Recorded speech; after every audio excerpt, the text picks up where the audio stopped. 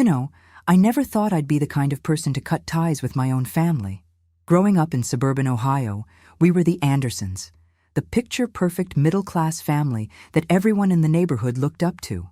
My dad, Robert, was a successful insurance agent. My mom, Linda, was a school principal. And my older brother Jake was the golden child who could do no wrong. Then there was me, Emily, the youngest, always trying to keep up, always trying to prove I was worth their attention. But sometimes, life has a way of showing you exactly where you stand in people's priorities. And let me tell you, that revelation can be more devastating than any illness. It started when I was 24, fresh out of college with a degree in graphic design, living in a cramped studio apartment in Columbus, trying to make it as a freelancer. I was finally starting to feel independent, you know? Like I was building something for myself, away from the constant comparisons to Jake and his law degree and his perfect job at Dad's friend's firm. I was happy, or at least I thought I was, until my body decided to betray me in the most brutal way possible. The first symptoms were subtle, just this overwhelming fatigue that no amount of coffee could fix. I'd wake up feeling like I'd run a marathon in my sleep. My joints ached constantly, especially in my hands and knees, making it difficult to work on my computer for long periods. But being 24 and stubborn, I convinced myself it was just stress from trying to establish my career. I mean, who doesn't feel tired when they're working 16-hour days, right? But then came the rashes. These angry red patches would appear on my face and arms, seemingly out of nowhere.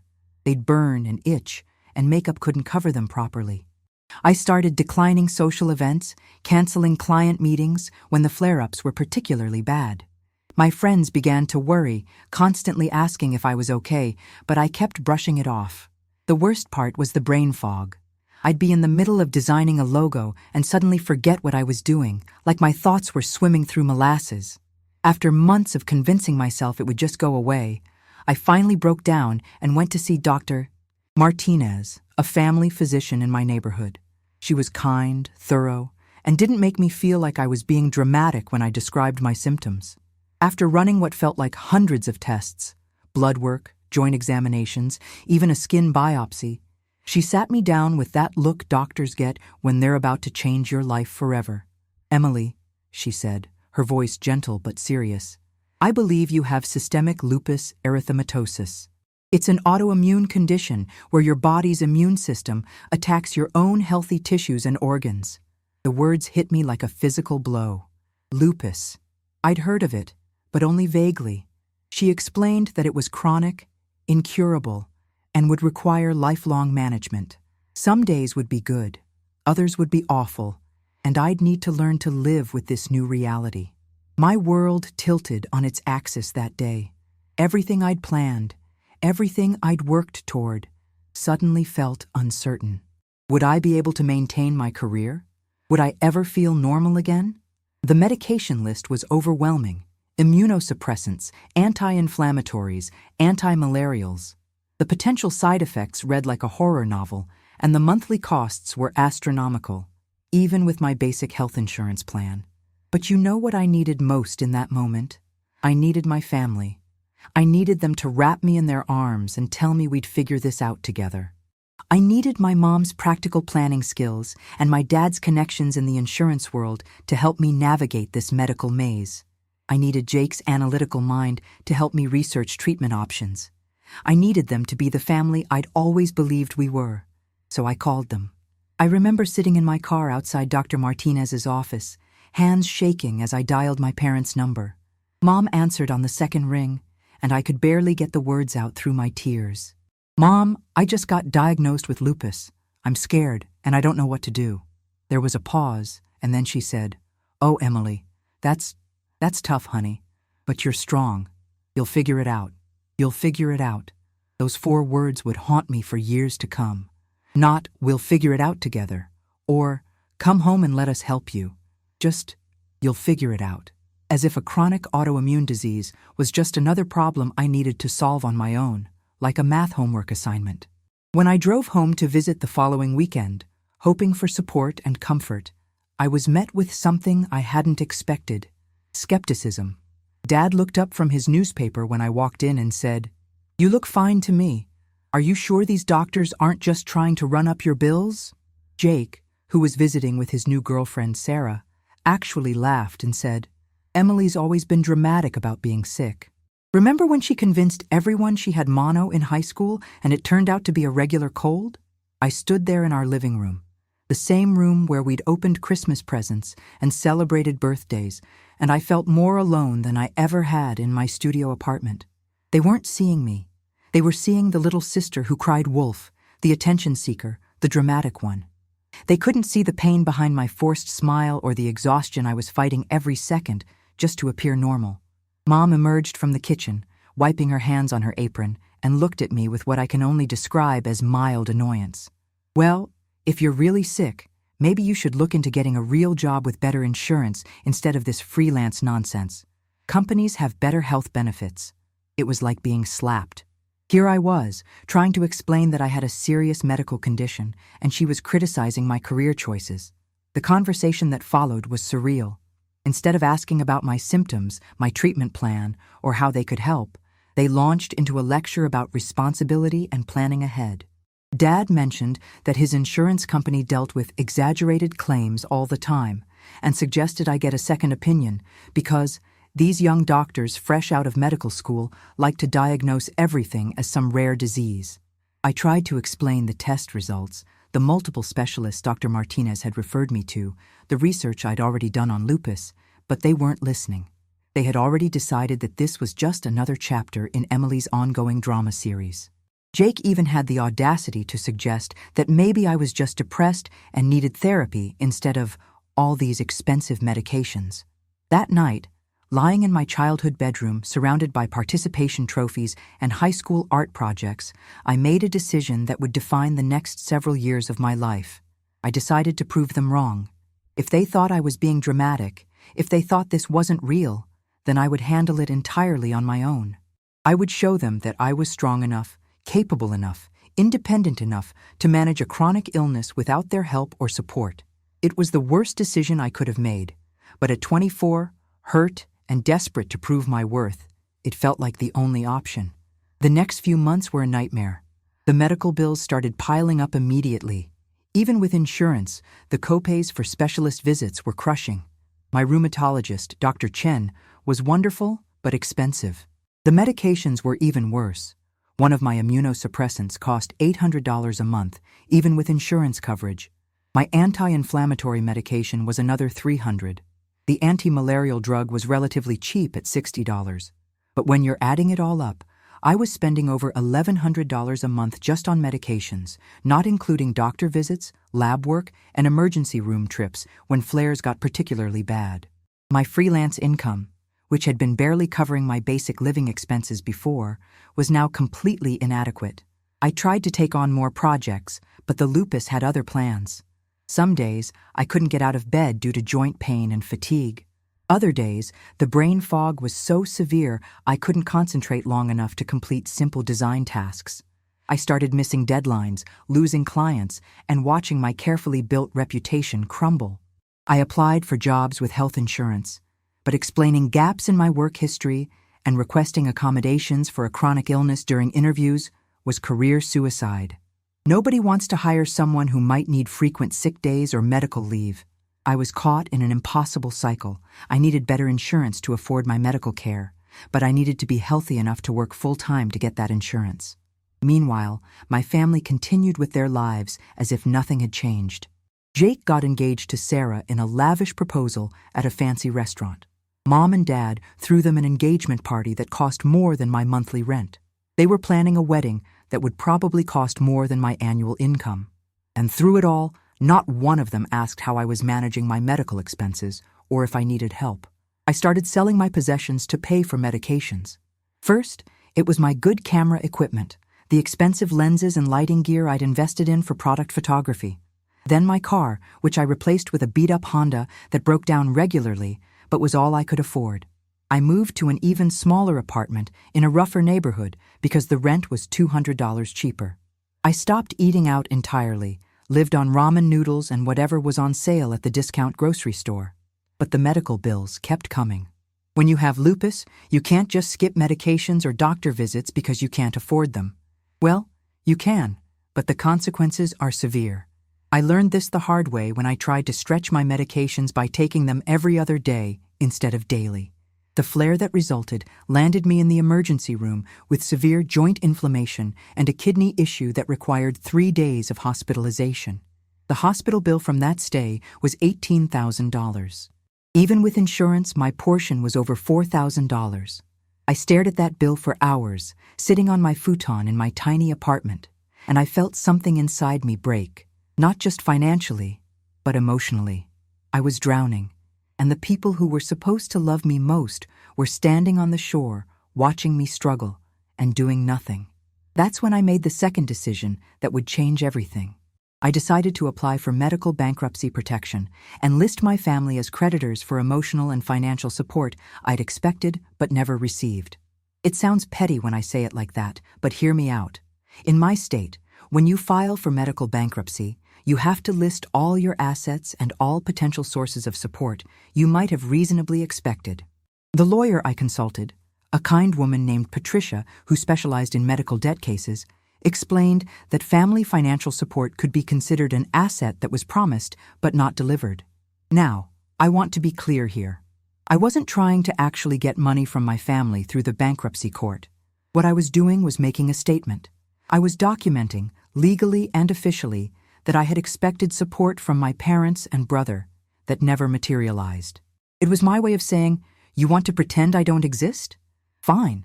But you're going to be legally notified that your abandonment contributed to my financial ruin. The bankruptcy process was humiliating but necessary. I had to list every asset, every debt, every source of income. I had to explain to a judge why a 25-year-old college graduate was completely financially destroyed by medical bills. But it also felt liberating in a strange way.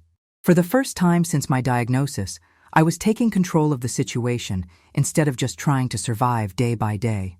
When the legal notices were served to my family, the response was immediate and explosive. Jake called me screaming, literally screaming, about how I was trying to destroy his credit and his upcoming wedding. He accused me of being vindictive and petty, of using my illness to manipulate the family. Dad called me a disappointment and threatened to disown me officially if I didn't withdraw the bankruptcy filing. Mom cried on the phone about how embarrassed she was that her friends and colleagues might find out about the legal proceedings. But here's the thing that really got to me. Not once in any of those angry phone calls did they ask how I was doing medically. Not once did they ask if I needed help or support.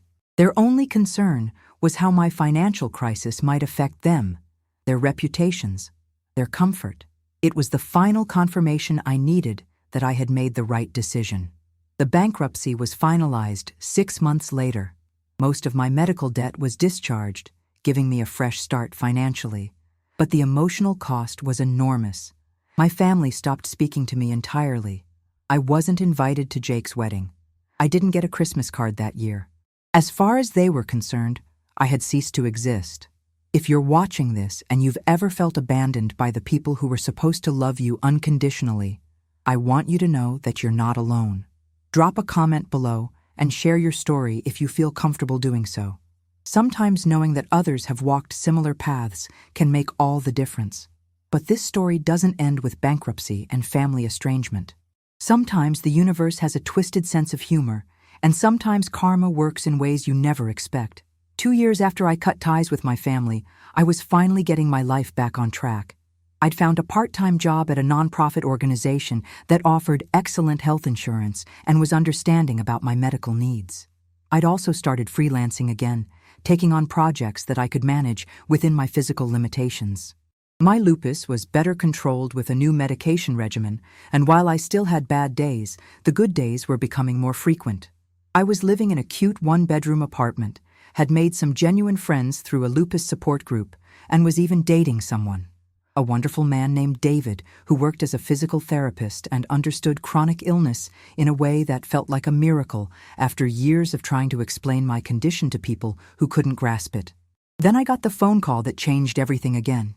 It was a Tuesday evening in March when my phone rang with a number I didn't recognize. I almost didn't answer it, but something made me pick up. The voice on the other end was Jake's, but he sounded different. Smaller, scared, desperate. "Emily?" he said, and I could hear him crying. My brother, who I hadn't spoken to in 2 years, who had screamed at me about ruining his credit, was crying into the phone. "Emily, I need to tell you something. Sarah has cancer. Ovarian cancer, stage 3. We just found out, and the doctors are saying she needs immediate treatment, and our insurance isn't covering everything, and I don't know what to do." I sat there in stunned silence, holding the phone, feeling a complex mix of emotions I couldn't even begin to untangle. Part of me wanted to hang up immediately. Part of me wanted to say, "Figure it out yourself, just like you told me to do." But there was another part of me, the part that remembered loving my brother before everything fell apart, that felt genuine sympathy for what he was going through. "I'm sorry to hear that, Jake," I said carefully. "That must be terrifying for both of you." "It is," he said, his voice breaking. "Emily, I know we haven't talked, and I know I said some terrible things, but I need help. Mom and Dad are tapped out from the wedding and the down payment on our house, and the medical bills are already astronomical. Sarah might need surgery, then chemotherapy, then radiation. We're looking at hundreds of thousands of dollars in medical expenses, and I don't know how we're going to manage it." The irony was so thick I could practically taste it. Here was my brother, the golden child who had mocked my illness and accused me of being dramatic, calling me for help with medical bills. The same brother who had suggested I was just depressed and needed therapy instead of expensive medications was now facing the reality of what serious medical treatment actually costs. "What do you want from me, Jake?" I asked, keeping my voice neutral. I need to know how you did it, how you managed when you were dealing with all those medical bills. You found a way through it, and I need to know how." I almost laughed, but it would have been bitter and cruel. "Jake, I filed for bankruptcy. I lost everything. I sold my possessions, lived on ramen noodles, and ultimately had to have my debt legally discharged because I couldn't pay it. Is that really the path you want to follow?" There was a long pause. "I didn't realize it was that bad," he said quietly. I don't know what I thought, that you were exaggerating maybe, that it couldn't really be that expensive to treat lupus." "It was that bad," I said. "It was worse than that bad. And I did it completely alone because my family decided I was being dramatic and told me to figure it out myself." Another pause. Then, so quietly, I almost couldn't hear him. "I'm sorry, Emily. I'm so sorry. We were wrong. I was wrong." Those words should have felt like vindication, like victory, but instead, they just felt sad. Sad that it had taken his wife's cancer diagnosis for him to understand what I'd been going through. Sad that he was only apologizing now because he needed something from me. "Jake," I said, "I can't lend you money. I don't have any extra money to lend, but I can share some resources with you. I can tell you about the bankruptcy lawyer I used, about financial assistance programs for cancer patients, about nonprofits that help with medical bills. Would that be helpful?" "Yes," he said immediately. "Yes, anything. Please." Over the next hour, I found myself doing something I never thought I'd do again, helping my brother. I shared Patricia's contact information, gave him a list of organizations that provide financial assistance for cancer treatment, explained how medical bankruptcy works and what to expect from the process. I even connected him with someone from my lupus support group whose husband had gone through cancer treatment and had navigated the insurance and billing nightmare successfully. Throughout the conversation, Jake kept apologizing. He apologized for not believing me about my illness. He apologized for not offering support when I needed it. He apologized for the things he'd said during the bankruptcy proceedings. And while I appreciated the apologies, I also recognized them for what they were, prompted by his current crisis rather than genuine remorse for his past behavior. But here's where the story takes another unexpected turn. After I hung up with Jake, I found myself thinking about Sarah. I barely knew her.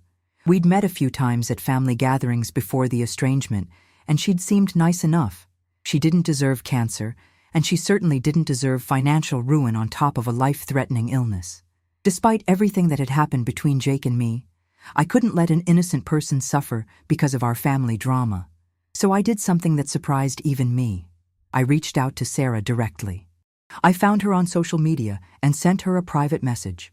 I introduced myself acknowledged that our family's relationship was complicated, but offered to share resources and support specifically for her cancer journey. I told her about support groups, financial assistance programs, and practical tips for managing medical appointments and treatment side effects. Her response was immediate and heartfelt.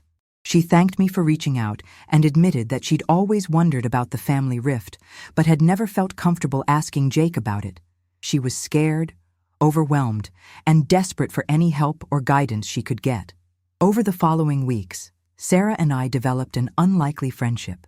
We texted regularly about her treatment progress, insurance battles, and the emotional roller coaster of dealing with serious illness. I found myself becoming genuinely invested in her recovery, not because of Jake, but because she was a good person facing an awful situation. Through Sarah, I learned that my parents had initially offered to help with medical expenses, but quickly realized the magnitude of what they were facing and backed away from any substantial financial support. Sound familiar? It was the same pattern they'd followed with me. Initial expressions of concern, followed by practical abandonment when the reality of the situation became clear. But here's where karma really started showing its hand. Remember how Dad worked in insurance? Well, it turns out that Jake and Sarah's policy, which Dad had helped them select, had some significant gaps in coverage for cancer treatment. The policy looked good on paper, but had high deductibles and limited coverage for certain types of chemotherapy and surgical procedures. Dad, the insurance expert, had apparently failed to thoroughly explain these limitations to his own son. Additionally, Jake's law firm, where he worked thanks to Dad's connections, had what's called a high-deductible health plan, designed to keep the company's insurance costs low while shifting more expenses to employees. It was great if you were healthy and only needed routine care, but devastating if you faced a serious illness. Jake was discovering that his great job with great benefits wasn't so great when he actually needed those benefits. The medical bills started piling up quickly. Sarah's surgery alone cost $47,000, of which their insurance covered about 60% after the deductible was met. The chemotherapy treatments were running $8,000 per session, with insurance covering less because some of the newer, more effective drugs weren't fully covered under their plan. Within 3 months of Sarah's diagnosis, Jake and Sarah were facing over $100,000 in medical debt, with more treatment still to come. Jake had to take a second job working weekends at a legal aid clinic. Sarah, when she was well enough between chemo sessions, was working from home doing administrative tasks for a fraction of her previous salary. And my parents? They helped where they could, but their assistance was limited and came with strings attached. They paid for some medications, but constantly reminded Jake and Sarah of their generosity. They offered to let the couple move in with them to save money, but only if Sarah agreed to do housework and cooking to earn her keep, despite being in active cancer treatment. Meanwhile, I was thriving. My part-time job had led to a full-time position with excellent benefits. My freelance work was growing steadily as I built relationships with clients who valued my skills and understood my need for flexibility. I'd moved to a beautiful apartment in a good neighborhood. I was healthy, happy, and financially stable, things that had seemed impossible just a few years earlier. The contrast wasn't lost on any of us. I was the family member who had been abandoned and told to figure it out during my medical crisis, and I was the one who had figured it out. I was the one who had learned to navigate the healthcare system, understand insurance policies, find resources and support, and build a life that could accommodate chronic illness. Meanwhile, Jake and Sarah were drowning in the same system that had nearly destroyed me, and my parents were offering the same inadequate support they'd given me. But here's the thing about surviving a medical crisis that nearly destroys you. It changes you in fundamental ways. You learn what really matters. You develop resilience you never knew you had. You discover who your real support system is, and you build genuine connections with people who understand struggle and hardship. So when Jake called me 6 months after Sarah's diagnosis, crying again, but this time asking if I would be willing to meet with him and Sarah to talk about everything that had happened, I said yes. Not because I was ready to forgive and forget, but because I was curious to see if any real growth had occurred. We met at a neutral location, a quiet coffee shop halfway between our cities. Sarah looked different than I remembered, thinner, paler, but there was something in her eyes that reminded me of my own journey, She'd been through hell and was still fighting, and that kind of experience leaves a mark that people recognize in each other. Jake looked older, tired, humbled in a way I'd never seen before. The confident golden child arrogance was gone, replaced by something that looked almost like wisdom. "Emily," he started, "I need to say some things, and I need you to know that I'm not saying them because I want anything from you. I'm saying them because they're true and because I should have said them years ago." He went on to explain that he'd never really understood chronic illness before Sarah's cancer. He'd thought being sick was temporary. You get sick, you go to the doctor, you get better, you move on. He hadn't grasped that some illnesses are ongoing battles that require constant management, vigilance, and resources. He hadn't understood that the medical system in America is designed to bankrupt people who have the misfortune of getting seriously ill. "I thought you were being weak," he admitted. "I thought you were giving up too easily, not fighting hard enough. I didn't understand that you were fighting every single day just to function, just to work, just to pay for the medications that kept you stable. I didn't understand that asking for help wasn't weakness. It was necessary survival." Sarah spoke up then, her voice quiet but clear. "Jake told me about your lupus and about what happened when you were diagnosed. I want you to know that watching you handle your illness with such grace and independence has been an inspiration to me during my treatment. You figured out how to live with chronic illness, how to build a career around your limitations, how to find support and resources. You did it all alone, and that's incredible." I felt tears starting, but I blinked them back. "I shouldn't have had to do it alone," I said. "That's the point. Family is supposed to be there during the worst times, not just the celebrations and happy moments." "You're right," Jake said. "We failed you completely. Mom and Dad failed you, and I failed you. We were so caught up in our own lives, our own comfort, that we couldn't see how much you were struggling. And when the bankruptcy thing happened, we made it about us instead of recognizing that you were drowning and desperate." The conversation continued for almost 3 hours. We talked about the family dynamics that had led to my being dismissed and overlooked. We talked about the financial realities of serious illness in America. We talked about how medical crises reveal people's true character, both the ugly truth about fair-weather family members and the beautiful reality of finding unexpected support from strangers who become friends. Sarah shared details about her treatment that reminded me so much of my own early days with lupus. The overwhelming medical appointments, the confusion about insurance coverage, the side effects that made working difficult, the social isolation that comes with being too sick to maintain normal relationships. But she also shared something that I hadn't experienced: genuine family support. Her parents had immediately stepped up, not just with money, but with practical help. They'd moved in with Jake and Sarah to provide daily assistance during treatment. They'd researched treatment options, accompanied her to appointments, and advocated with insurance companies on her behalf. They'd made her illness a family project rather than leaving her to handle it alone. "That's what family should do," I said. "That's what I needed and didn't get." Jake nodded, looking ashamed. "I see that now. I see the difference between what Sarah's family did and what we did for you. There's no excuse for it." At the end of our conversation, Jake asked if there was any possibility of rebuilding our relationship. Not going back to how things were before, he acknowledged that was impossible, but starting fresh with a new understanding of who we both were now. I told him I'd think about it, and I did think about it, for weeks. I talked it through with David, with my therapist, with friends from my support group. The consensus was that people can change, that growth is possible, but that I needed to protect myself and not rush into rebuilding relationships that had been harmful to me. So I took it slow, very slow. I started with occasional text messages with Sarah about her treatment progress. Then brief phone calls with Jake about practical matters. Eventually, we worked up to meeting for coffee every few months. But I maintained clear boundaries. I didn't loan them money or provide financial support for their medical expenses. I'd learned that lesson during my own crisis. I didn't attend family gatherings or try to repair relationships with my parents, who had never acknowledged their role in my abandonment or shown any genuine remorse for their actions. And I never forgot the lesson that crisis had taught me, that you can't count on family just because they're family. You have to evaluate people based on their actions, not their DNA or their promises. Some family members will surprise you with their selfishness, while some strangers will surprise you with their generosity. If you're dealing with a medical crisis right now, especially if you're feeling abandoned by people you thought would support you, I want you to know that you're stronger than you realize. You can survive this, even if you have to do it alone. There are resources available: financial assistance programs, support groups, nonprofit organizations that exist specifically to help people navigate medical crises.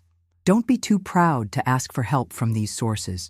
And if you're someone whose family member is dealing with serious illness, please understand that your support matters more than you might realize. Not just financial support, though that can be crucial, but emotional support, practical help, and the simple acknowledgement that their struggle is real and valid. Don't make them prove to you that they're sick enough to deserve your help. Don't minimize their experience or offer unsolicited advice about alternative treatments or lifestyle changes. Just be present, be supportive, and be grateful that you're healthy enough to provide that support. The relationship between Jake and me now is cordial but cautious. We text occasionally, meet for coffee a few times a year, and exchange Christmas cards. Sarah beat her cancer, which I'm genuinely grateful for, and they've rebuilt their financial life after going through their own medical bankruptcy process.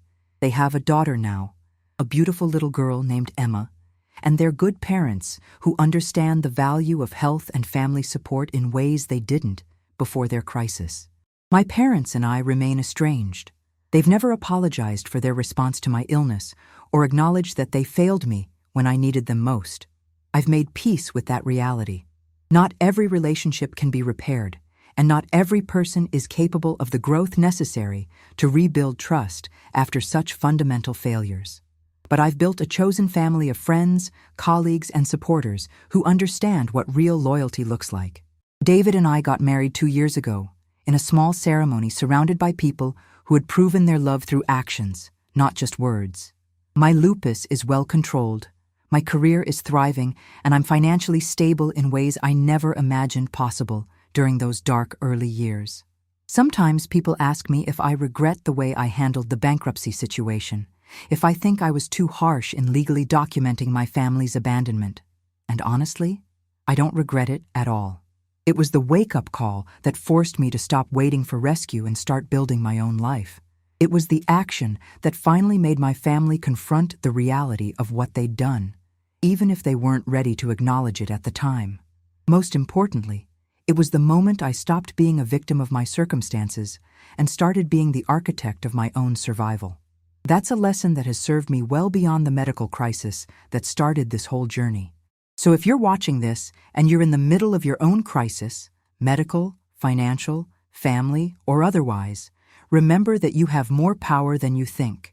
You can't control how other people respond to your crisis, but you can control how you respond to their response. You can choose to keep waiting for support that may never come, or you can choose to build the support system and life you actually need. It won't be easy, and it won't be quick, but it's possible. I'm living proof of that. And if my story helps even one person realize that they deserve better from the people in their lives, or gives someone the courage to take control of their own situation instead of waiting for rescue, then sharing all of this pain and triumph will have been worth it. Thank you for listening to my story. If it resonated with you, please like this video and subscribe for more real stories about overcoming life's biggest challenges. And remember, you're stronger than you know. And you deserve people in your life who support you through the storms, not just the sunshine.